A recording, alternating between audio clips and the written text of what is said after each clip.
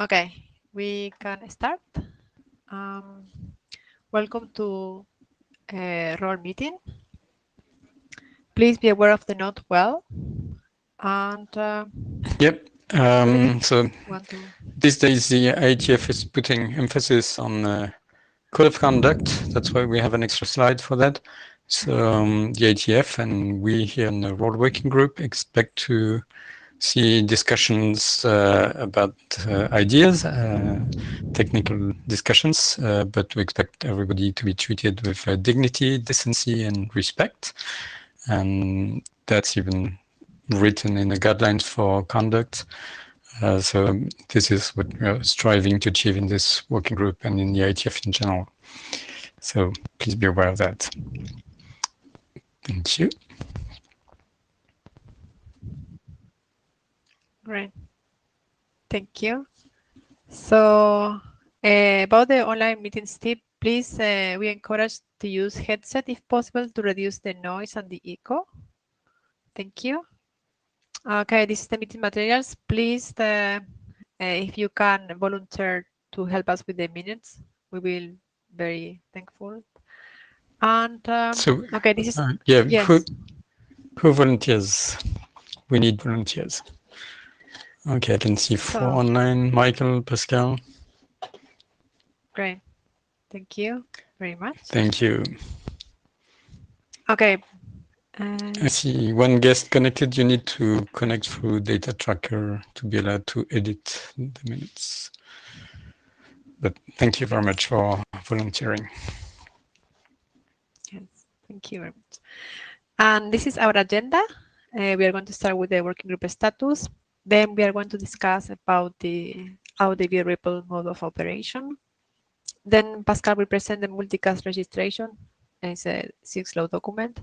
And then we will discuss about our current open issues, DAO projections, failure on the router, and the enrollment priority. Okay, some objections, comments? Okay, thank you. About our state of active internet draft, we are going to discuss 2 documents, the projection enrollment priority and about RDB Ripple.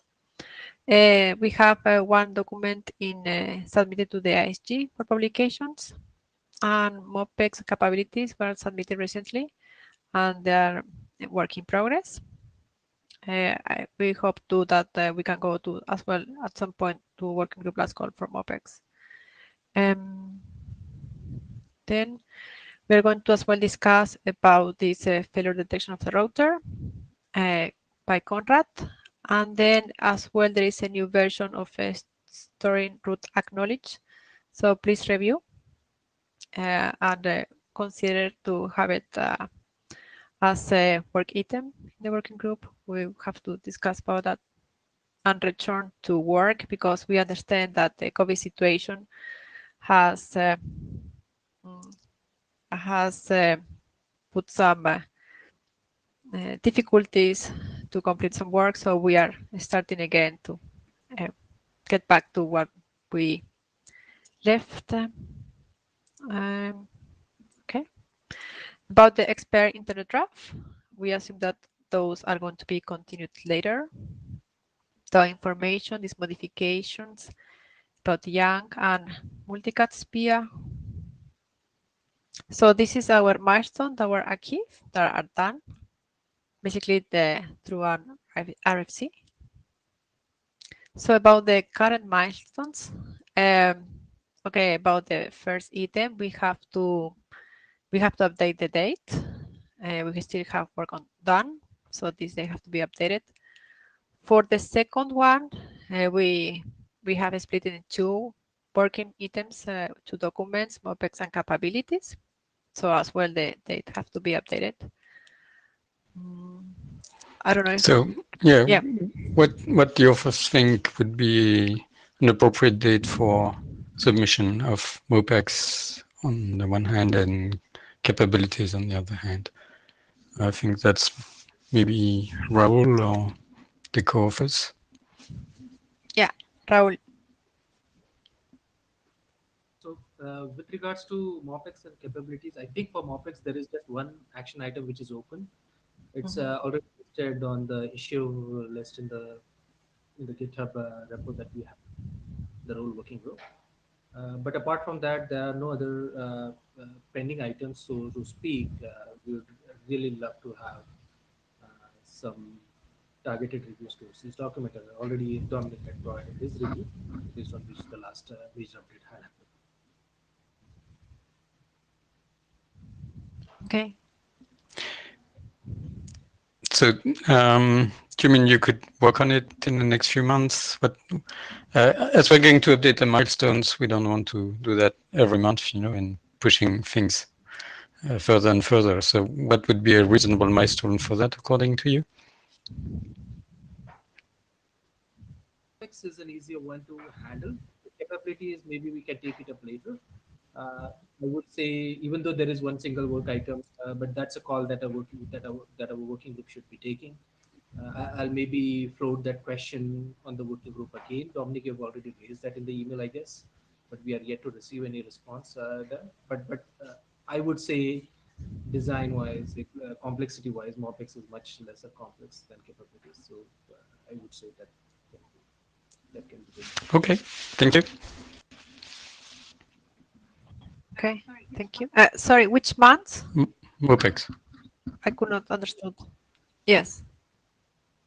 The months, well, I didn't say the specific months, but we can if we can, maybe I'll send a gentle reminder for that one particular question that was raised by Dominic a few weeks back. Okay. You're coming in quite low, Pascal? Raoul, actually. If you can increase your mic level or speak closer to mic I'm so sorry. compared to the others. How is it now? Sorry. Yes, I'm sorry, that's what I wanted to say as well, because I'm trying to take notes, but I really cannot hear what Raoul is saying. How is it now? Sorry Yes, about that. It's better. better. Still a bit weak, but better.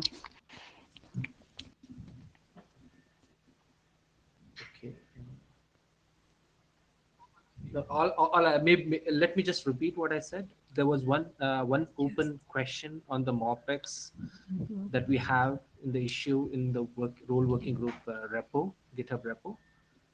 That is the only open action item that the working groups needs to take a call on. With that done, MOPEX is fairly a simple design, fairly a simple document because it does not introduce much any new messages. On the other hand, capabilities document introduces new messages, so it might take a little bit more longer. Thus, I would say that we can handle MOPEX first and keep capabilities for later. Okay, great. Thank you. About the DAO projection, we suggest to have it 2022 is our current priority. We are going to have to review more from Michael and Ari, and then I think we are ready for working group last call. Yeah, Peter is here. No, I don't think so. We have to take this with discussion with the author. Enrollment priority, we need one review more, so we suggest March next year. These modifications, Dominic, do you have some? November 2022? Yeah, that's probably going to be end of next year. I need to resume work. That's going to happen in the spring, then, or the usual delays, before submission. Okay, great, thank you. And then multicast would be this is between a work that will happen between Pascal and Karsten, so maybe we can ask them by email or if they want to comment here. I'm not moving on with this one. So this one is really Karsten, but the multicast work that we've started so far is told we need to get more interest and beer, etc. For now, Okay. no, this is not the focus. Okay, great. Thank you for letting us know. Okay. Okay, we have open tickets like well, here. So please, dear authors, check your tickets. If you consider your document close to working group last call, share your tickets and close them if they are solved or updated accordingly. Thank you. We have the two systems, the report and the track from the IETF and the GitHub. We aim to move to GitHub, but still we keep both. Okay, next topic, it's ODB REPL. So we are currently in version 11. We are working in the discuss comments from the ISG. But as well, we want to bring here the conversations about the mode of operations and if this document should obsolete the 6997. So to give a background, we have in the current document the mode of operation 5. So in here we have two options. We continue with the mode of operation 5, but we have available only 2, 6 and 5. So it want to keep one left, but if this non-story mode multicast use 6, they are not going to be nothing left for future work. The other option is to use the one from the draft 6997 mode of operation 4. This document, this RFC is experimental, P2P REPL. We are not aware of the implementation. So as far as we know, it's not widely implemented. We know that exists an implementation in Riot operating system, but we have not got any comments into the mailing list. So please, if you are aware of some deployments, let us know. Implementation, let us know by the mailing list. The other question, if this draft ODB REPL should obsolete P2P REPL, and if we go forward with this option, we should clarify that both implementations cannot coexist on the same network, right? And what happened, I mean, if they overlapped. So we want to know the discussions, the opinion of the working group on this matter. Yes. Yes, Well, Pascal? yes, the overlapping is a big word because to get two nodes to talk together, you need to voluntarily give them, the network keys so they can see each other. I mean, it does not happen by mistake or by magic. All those networks are secured. But layer 2, so really, it would be very, very surprising that someone comes in and deploys nodes with two different protocols on the same networks. So it really will not happen. We have to explicitly say that it's not compatible with 6997 and that they should not be deployed in the same network. But really, it will not happen by mistake. And people have to configure keys. There's no magic. It's not just because they are in the same place. Thank you very much. What do you think about obsoleting P2P 6997? I'm fine with obsoleting. The reason is, as you said, there is no non-deployment, and having two options would divide the market, quote unquote. So if people decide to go for a reactive protocol, I think it's good that they have one clear option and not to choose between two. And the 6997 was experimental. Now we are doing a standard track. That's exactly what we mean. Yeah. Okay. Yes. Based on my understanding, all the use cases that are applicable to P2P can be fulfilled with ODB REPL. So there is no a specific use case that should need P2P and not be possible. Yes, Alvaro? So we had I had asked the same question when this draft first came to me about obsoleting P2P. There is one of the applicability RFCs that I think recommends using P2P. I think there's a should there, use P2P or something like that, or maybe it's a must, I forget. If we're going to go that way, we're going to need to update that, right? So that, and I understand there are no implementations, but we need to just update that so that there's no pointing to something that doesn't exist anymore. I need to remember if there are parts of AODV that point at procedures in P2P, because it uses some, not exactly the same thing, but there are some things that are similar. If that is the case, then we need to specify them in the draft, right? Because if we're going to obsolete the other one, we can't refer to an obsolete document. So if we're going to do that, then we need to do a little bit more work. I mean, I'm not opposed to it. I just, we just need to be a little bit more careful in what we're doing there. Thank you. It's Michael? the building and home RFC 87733 that talks about P2P. I was pretty sure, and then I looked, and I'm right. And I think we can relatively safely say that I don't think that it's been implemented or deployed in any significant amount, or even any insignificant amount. But I understand what you're saying. We need to kind of tell people, if they are going to implement it, how they would do it with AODV instead. I think that's what your point is. Is that right? Yeah. Right, and right. So I'm not sure if, or I was hoping that the update to that applicability statement would just be like a one-line thing of, instead of using P2P, use AODV. I don't know if there are other parts of the profile that we would need to change there. But yes, we just need to go look. That sounds like a good thing. It would say update 7733 and then say something else about this. Yeah. Right. It may just be a one-sentence thing. It may be more. I'm hoping just a one sentence, right?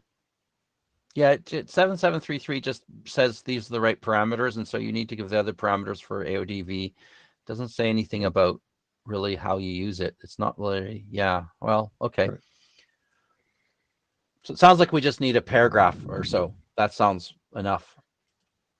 Yes. So it seems we need to do some homework if we go that route and see what the easiest path. Obsoleting would be nice if it's not too costly in terms of process.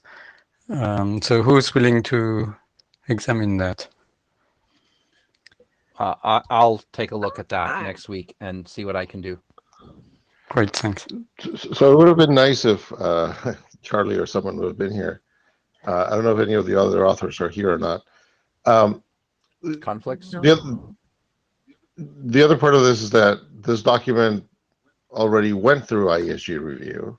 Yeah. I mean, it's sitting there, right, with a couple of discusses. I need to think about this because we might need to pull it back and pull it back from the IESG queue and send it back to the working group because it may be more significant change. I hate doing that because, I mean, this document already left the working group like 2 years ago, but it's just been slow on getting revisions and other right, things. but like apart from saying it would use MOP number 4, how would that document, AODV RIPL, be affected? It would trigger. Well, MOP number 4, and then we're obsoleting P2P and updating some other documents. That would trigger more work, but and then the document itself would not be changed, would it? Well, yes, it would, because now it would be obsoleting other things and changing other stuff. So I guess what I want to see is probably what the scope of the changes, before I guess I make a decision of whether we need to pull it back or not, because since we're in the middle of the IESG review, right, I don't want to just pull it under people's feet, right? And maybe all we do is ask them to consider it again or something without having to run through the whole last call process and everything else. But let's look at the scope of the changes. Okay. And then we can figure that out.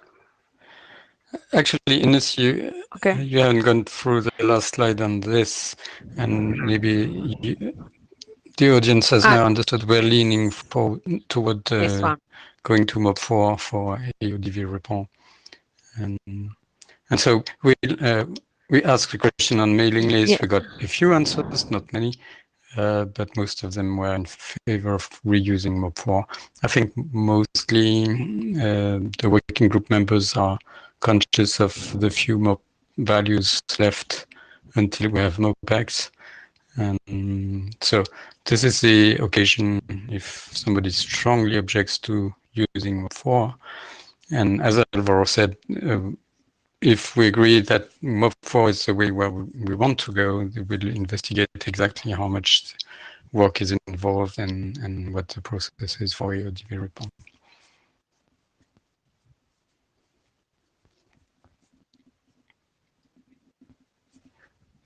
Okay, we will create an issue to track all these, and we can specify, for example, with documents reference to 6997, so we know how much this document is affect the other documents. Okay. Yes. We will do that. I'm hearing no strong objection right now. Let's see. Yeah. We'll issue a last warning on the mailing list and do the homework to investigate exactly what is involved by reusing MOB4. Okay. Very good. Thank you. Okay. Great. Thank you. Okay, good. So we have 3 minutes more. Pascal, do you want to go with the multicast? Okay. Well, this basically, let me introduce this. It's a fairly recent draft that was published. Let me share video, maybe. Okay. So this is a fairly recent draft that was proposed at 6 law, but really it is both a 6 law and a raw work because it does basically what 8505, which is a 6 law RFC, does for ND, but at the same time it does what 9010, 9010, I'm sorry, does for REPL. Remember, that's the REPL unaware leaf. So in the case of the two existing documents, it's about using 6LoWPAN-ND to register an IPv6 address. And so that's 8505, and using REPL to basically report that external address to the root using non-storing mode. Here, what we're doing is we're extending 8505 for multicast and anycast address. And at the same time, we are providing the operation in REPL to transport those addresses. So there was a REPL multicast support for storing mode. There was nothing for non-storing, and Karsten was really asking for something to happen there. And there was nothing for anycast anyway. So next slide, please. So that's the brief intro. Okay, so basically, just for the sake of memory, here is the family of RFCs which come with 6LoWPAN-ND. Started with 6775, which was extended and partly replaced by 8505. So with this, you can basically register using a unicast exchange an address to your router, and that has the good capability with 8505 to abstract whatever routing happens in the network. In our case, it's REPL, but it could be MIPL, it could be neighbor discovery proxy, and that's what RFC 8929 does. There's also EVPN. There's a draft at EVPN for injecting address IP address / MAC addresses as route type 5 in EVPN. And there is Rift as well. So there are many environments where we can actually learn from this abstract agnostic interface, which address exists on the network and what their MAC address is, and inject that in whatever backend, be it REPL, Rift, EVPN, etc. But that was only for unicast. So there are two things which are happening right now at 6LoW. One is to extend the support of the 6LBR, so it can be used as a registrar that you can look up when you have to find an address MAC mapping. Instead of sending an NS lookup as a multicast broadcast message, you can effectively do that as unicast. So that's one piece of work which is happening at 6LoW. But for our interest here, the most important thing is there is this 6LoW multicast registration that I'm discussing today. Next slide, please. So why did we create it and why did we go through swiftly? Well, there is an external SDO called the WISAN Alliance that defines in the FAN working group, Field Area Network Working Group, define how REPL 6LoWPAN Extra are being used for WISAN applications. That's 15.4G, typically for metering applications. And so far they were using unicast, but they started seeing the need for multicast. And for that, they wondered how to achieve it and realized that implementing MLD would be very hard for their very constrained devices on the one hand, and requires to listen to multicast. And the low power battery operated devices are not friendly to broadcast in any fashion. That's why we did 6LoWPAN in the first place. But the same need appeared for multicast. So the suggestion was, oh, those devices already do 8505. Why don't they use 8505 as well to basically indicate that they are listeners to a multicast address, or that they share an anycast address? And from the perspective of the 6LoWPAN device, 6LN, that's pretty much the same effort, whether it's unicast, anycast, or multicast. You just have to say, hey, I can accept a packet coming to that address on the one hand, and I need to signal in 8505, it's unicast, anycast, or multicast to be very clear that I know about it. And because anycast are not distinguishable from unicast, so you really have to signal it. A multicast is different. It always starts with Fox, so it could be inferred, and it was actually so far in REPL inferred from the address. But with this draft, we are effectively asking that the flags which say anycast and multicast are propagated in REPL. So the routing protocol is very clear what type of address and what behavior is expected. The 6LR has a little bit more work to do because compared to the unicast, it has to accept more than one registration for the same address, but with different rovers. So basically the tuple that identifies the registration becomes address, rover.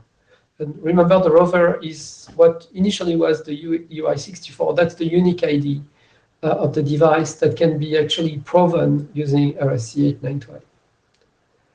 So this draft also extends unaware leaves, because now we can inject anycast and multicast addresses in REPL. So the same type of mapping, here is what comes in 8505, here is what goes out REPL, and the other way around. It's pretty much the same. I mean, there's very little difference. The difference is in the REPL behavior. And so we extend 6550 to express that behavior. And that's when the discussion on MOP4 came into play, because if AODV takes MOP5, it means that for this draft, we would be asking MOP6 for the non-storing multicast support. And that would mean taking the very last MOP available. So we said, hey, since 4 is not really used, maybe better take the path of leaving 6 alone and using 5 here and 4 for AODV REPL. That's really why it started. So same thing as the ERO option in 8505, we have 2 new flags. And this time they are in the REPL target option. And because Anycast was not present in MOP3, we also describe how Anycast works. So Anycast, in terms of REPL procedure, is really like multicast. Like you have to accept, remember, keep track of more than one origin. But in the case of Anycast, when you have a packet, you just forward it to one of them. Whereas with multicast, you forward to all your children in storing mode multicast. Next slide, please. Okay, and the big thing for this group, I guess, is that we introduced a new non-storing multicast mode of operation.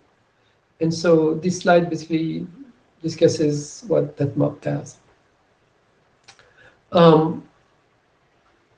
So if the 6 LRs at the edge, which have 6 LN children attached to them, which register for multicast or Anycast address setting the flags in the error, will propagate that registration if, as in 8545, the R flag is set to say, please do the routing for me.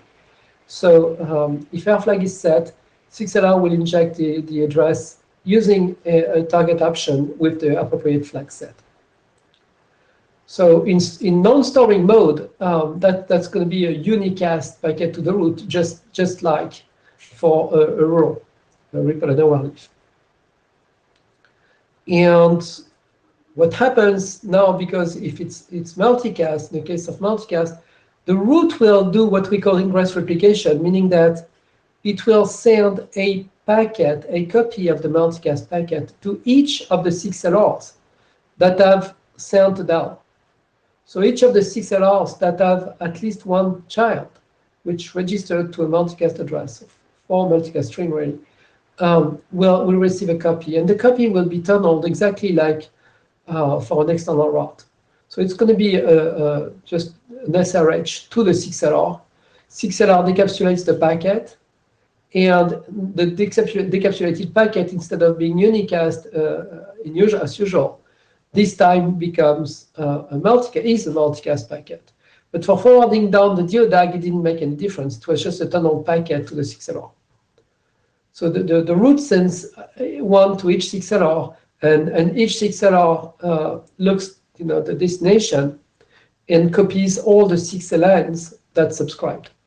And note that in the mailing list, we discussed how to call this, and we agreed to call it subscription. So really, the 6 LNs subscribe to multicast address when they register to a unicast or an Anycast address.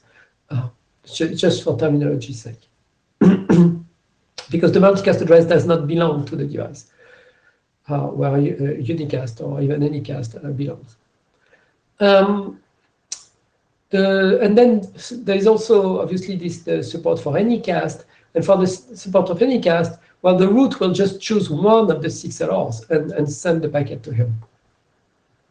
So it's again the same unicast tunnel as usual, and inside there is a packet which is an Anycast packet, and so the 6LR will look for any of the devices that register to it and pick one. So it really looks like the support of unicast. You just pick one and send. The only little thing is if the layer 2 acts indicate that the 6LN does not receive the packet, the 6LR is still free to pick another 6LN that registered for the Anycast address and pass the packet to him. So after a few retries, the layer 3 is free to decide for an alternate 6LN. Next slide. And that's pretty much what is being said in more detail here. So as opposed to multicast, an Anycast address looks like a unicast address.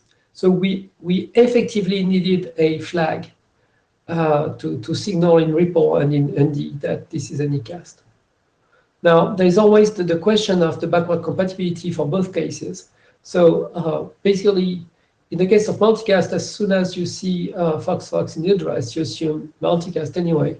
For Anycast, the proceeding will be same as unicast until there is a common parent somewhere. In the case of storing mode, or the root in the case of non-storing mode, that sees multiple registrations. So if the common parent or the root sees multiple registrations for an address, if none of them has the flag for Anycast, it will just keep one. and the TID rule will apply, etc.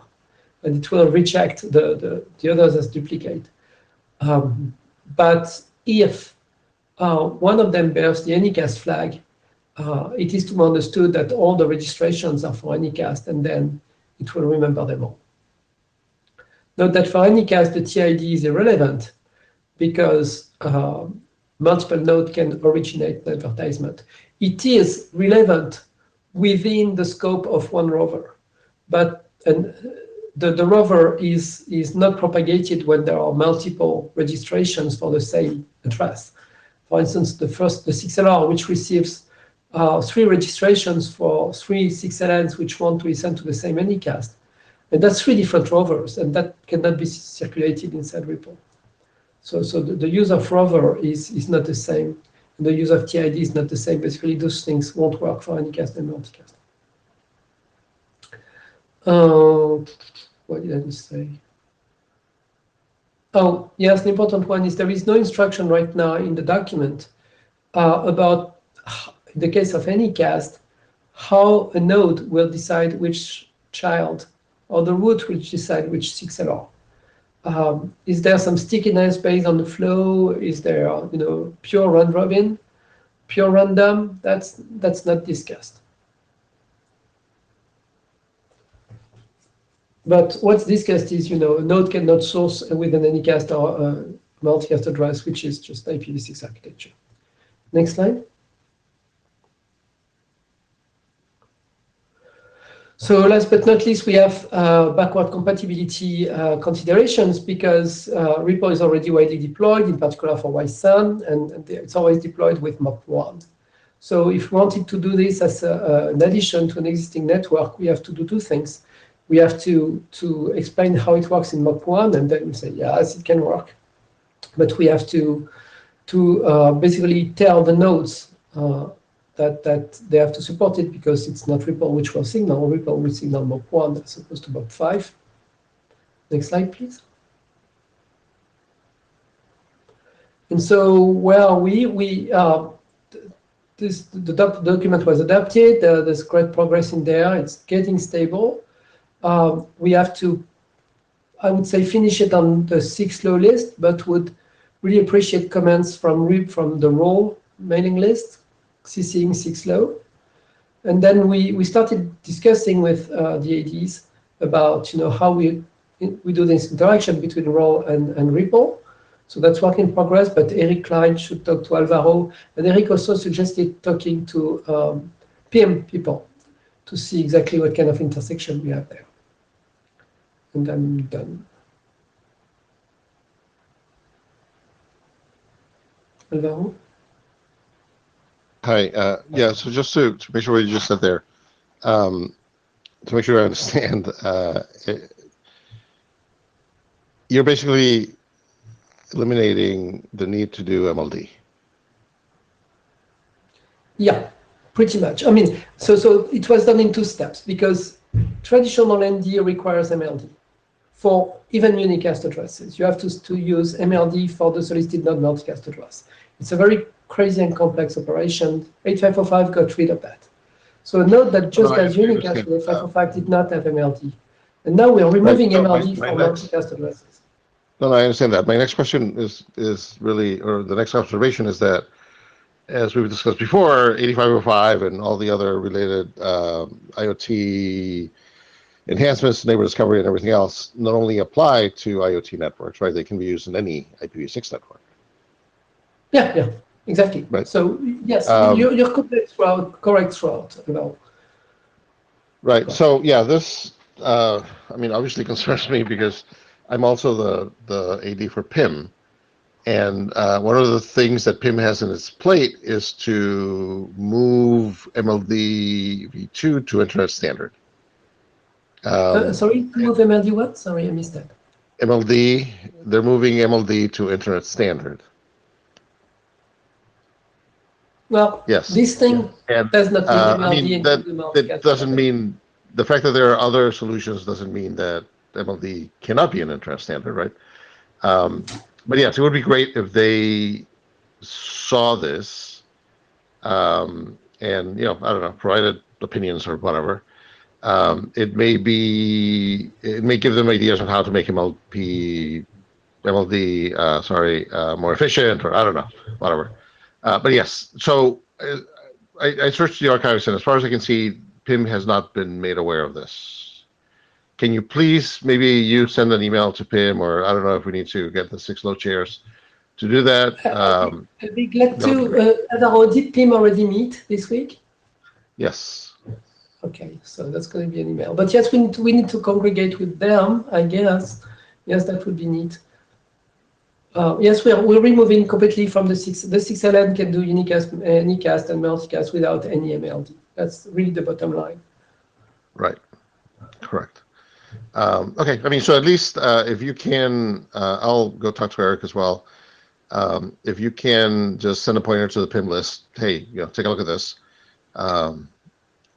See if there's any reaction. I mean, no need. I don't think that should result in any holding of the document or anything like that.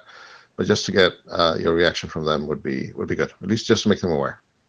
Sure. And another hint is I have this draft at EVPN. I don't know if you're the AD for BAS. I think not. No, no. You're right. And well, BAS also has a very complex story for multicast, and this makes it a lot simpler actually. So incorporating unicast, anycast, and multicast in the same interaction host to router would simplify the operation of the router to inject it in the VPN as well. So I plan to modify the draft that you see here to also suggest anycast and multicast. And all we're doing, now that I see the word secure, all you're doing is multicast targets, not multicast sources. Right. It's not source dependent. It's just source independent only because we do that for REPL. So for now, there is no way to, in REPL or in 6LoWPAN, to say source dependent. Yes, it's completely source independent. Okay. Thanks.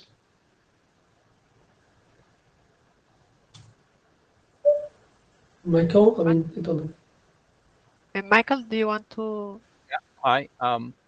So I gave you my feedback on the 6 low list a couple of weeks ago, and we had a brief conversation. And I guess the question I have is whether or not your document should be split into a 6 low and a role component. And what I'm really particularly interested in is whether or not the non-role parts of it will be easier to understand by others without the role if we do it that way. Or otherwise what happens is that the other people say, oh, this is just about role. Forget about that. I don't run role on my network, so I don't care. And I really think that for fear of violating the Russian proverb, good enough is better than perfect, right? Or whatever it goes. Perfect is the enemy of good enough. That's the proverb. That trying to do this in a more general way may actually sabotage us, and doing it in a more specific way is safer. So I feel two things about that, and I'm wondering where you feel on that scale now. So I rejoined just to second what Michael was saying, because I think it's important for role to look at this document, deeply as well, right? It's fine, I guess, if 6 low owns the whole thing, if we don't want to break it up, but it definitely needs role review. This is something I'll also talk to Eric Klein about, but I guess Inez and Dominique, if you can also talk to the 6 low chairs to make sure that we last call the document here as well, right? If it's going to have REPL elements in there, we need that to happen. I'm not really concerned about that, Alvaro. I think that we'll get that anyway. But I'm actually more concerned about the opposite, which is that the non-role parts get reviewed out to int area, and that they and as you said, PIM, okay, doing things that we really seriously consider this as a major that this is a major problem, I think, out there. I actually am debugging MLD issues across too many 5 different vendors of switches connected together, and it doesn't work across at all. And so V6 doesn't work very well. and we're going to have to throw out some equipment, right? So that's the only solution we have at this point. So nothing to do with protocols, except that, gosh, I wish it would go away and not be a problem, because it's not really helping me, and I don't think it's that I think that we need to move on to away from what I call layer 2 tricks to make this work and focus on layer 3.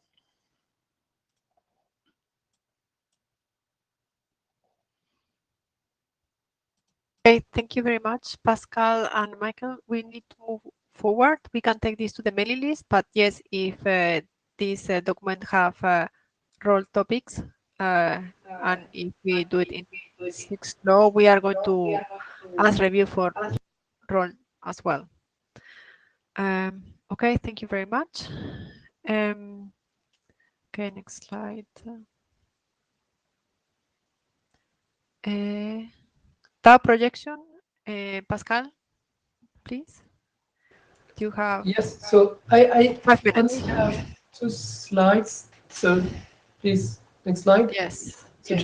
So I saw that the projection was on the agenda, but not really a full space for it. But I just, since a lot happened to it, I wanted to give a very short status. So basically, the last revision is now 21, and it bumped to 2 levels because of the interactions with Torles. Torles did an excellent, very, very deep, very complete line-by-line review of the document, both on content, functions, and structure. So you'll see that the changes address very much everything of that. And I think it was really, really beneficial for the document. I hope it's much more readable for somebody who has not read it in the first place. So that's why I was asking Remus to hold his review till I published at least 20. But now, as you realize, it's ready, and I'm happy that you called for Remus Ares to do his review, and Michael as well. That would be grand. Based on the comments by Torres and the revision, I'm personally happy to start work group last call anytime, because I think that really we've gotten where we wanted to be. And anyway, work group last call is not publication request, right? We still have to get reviews and feedback and solve the issues. So, and if you want to delay the workgroup last call till other reviews, I'm fine. I'm also perfectly fine if Michael and Remus Ares do their review as part of the workgroup last call, because I think that the document is restructured and now hopefully much more stable. And I won't restructure it again. If you go to the next slide, you will see what happened. So here is what happened in 1 slide, because I didn't have 10 minutes.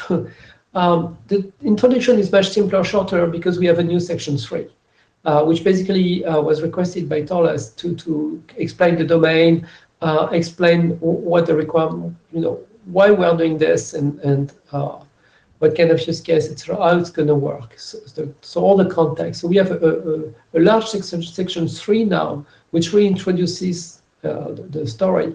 And so the main introduction now became smaller. We have extended the projected DAO sections into a new section, actually, but we have extended it to do not only mostly the setup, but also everything about maintenance.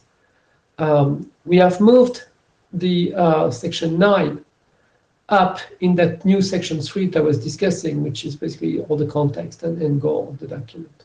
So the whole section 9 example, track signaling, etc., has moved up. So you see what we're doing and why we're doing it before the how we're doing it.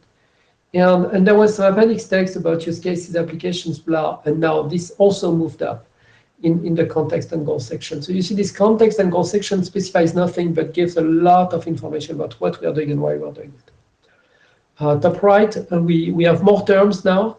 You'll see that terminology as what I would call domain terminology. So terminology terms that are not necessarily defined by this document, but used by this document, going from the general domain of the knowledge, the general knowledge of the domain. So they are now redefined, recited here. The section 3 of this big piece on the second from top right, new and move text. This is all this big new section 3 that I was talking about. You'll find particular 352 as new use cases for making more complex tracks. The protocol operation is now section 6, And as you can see with the second blue arrow at the bottom right, it's gotten bigger as well. It has all this information about all the steps for creating, setting up, destroying, maintaining tracks. And again, upon Torles' request, bottom right, you see, because Torres was asking, hey, we plan to use REPL. We do use REPL in the ANIMA ACP, the control plane. So how much does this apply to ANIMA? Because we would have needed it. And so I explained in that section now that it does indeed apply to use cases beyond IoT, and that's some things, basically some kind of modification extensions that we already did for ANIMA. You need this, you don't need that. So this is the result of the review by Torles. And hopefully it's a lot more readable and more complex because, Torles did not leave anything to magic. He wanted everything really completely specified. So I really appreciated his review, and I'm quite confident that we can go for last call, with this. But I'm okay. I mean, waiting for Remus and Michael as well. It's just short call. And I'm done. That was all my slides. Okay, great. Thank you very much, Pascal. Please go through the emails.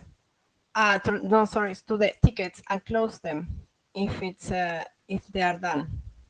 Okay, thank you.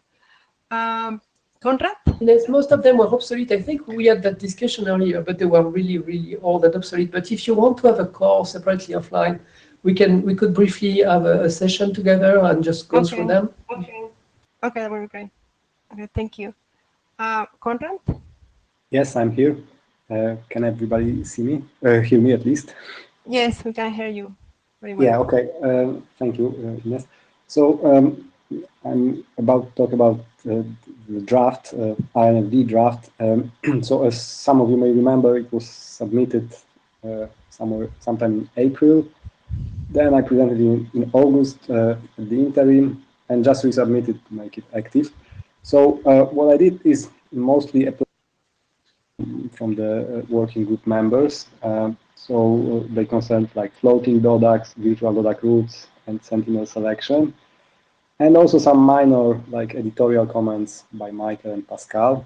And also I added one section which allows for activating and deactivating the protocol on demand.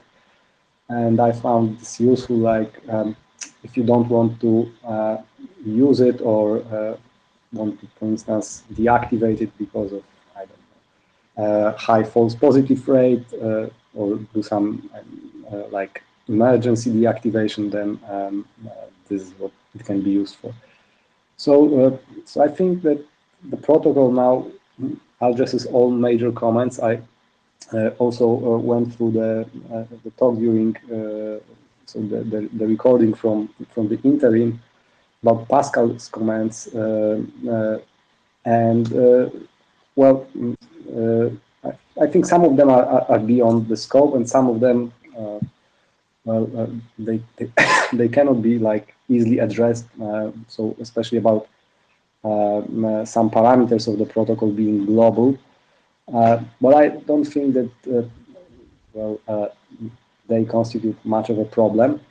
So the question now is whether we want to adopt the draft or not, I guess. And if you have any further questions, then I can reply now or via email.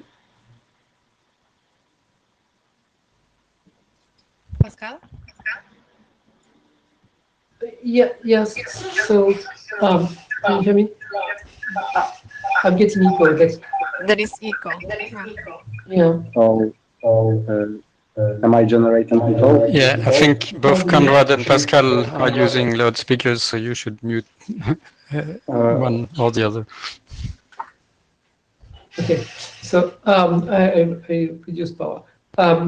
Yeah, and I'm not using my headset because it's wireless, and sometimes the mic goes, and so it doesn't help a lot. So sorry, I did not move to your recommendation.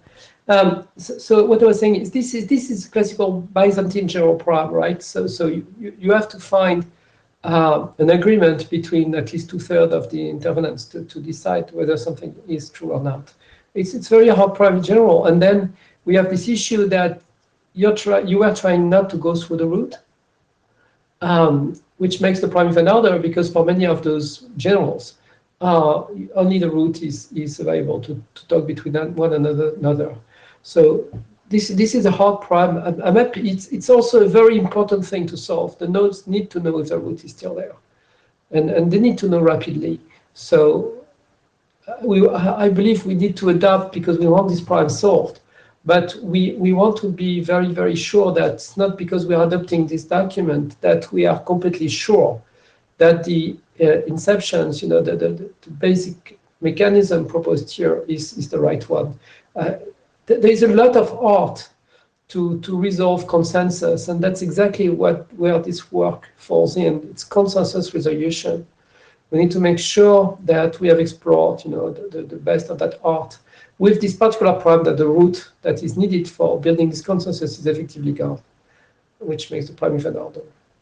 So yes, on my side, I would say yes to approve, but to adopt, but not yes to put a final decision on the algorithm.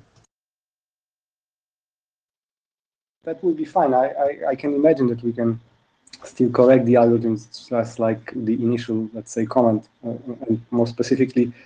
So some issues are left out of the algorithm, like they are like external to the algorithm, and perhaps it would make sense to actually, for instance, to get rid of some of the parameters to actually include like routing through the root and so on. So yeah.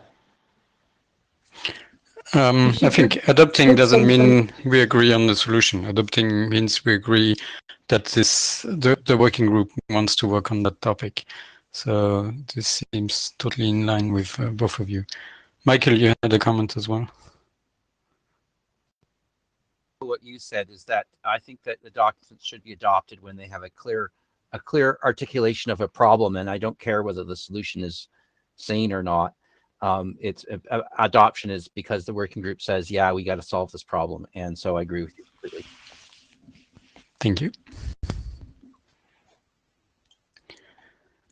So we're running short on time, but is there any strong objection here to adopt this document? If there's any, speak up now.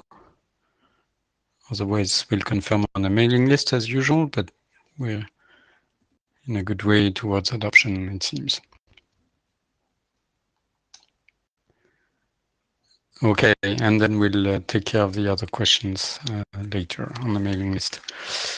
Ines, do you want to go to the last topic? Yes, Pascal. When we adopt, we also need to say, I would like to see if we adopt it for experimental or adopt it for style track. Probably experimental. I don't know that we have to decide that at that point, do we? That's at any point before ASG submission, right? I don't think we do, but it's good to know. Okay. Okay, thank you. And for about the next topic, the enrollment priority, we got a review from Conrad, where the Conrad proposed like 2 use cases, global and flexible, 2 no use cases, 2 different way of addressing. For global, we have this total control congestion, but load balancing. But for flexible, we did not find any use case so far. But for this document, we will need more reviews. And there are some open issues in GitHub. And then I think we can go through working group last call. Someone volunteered to review this draft.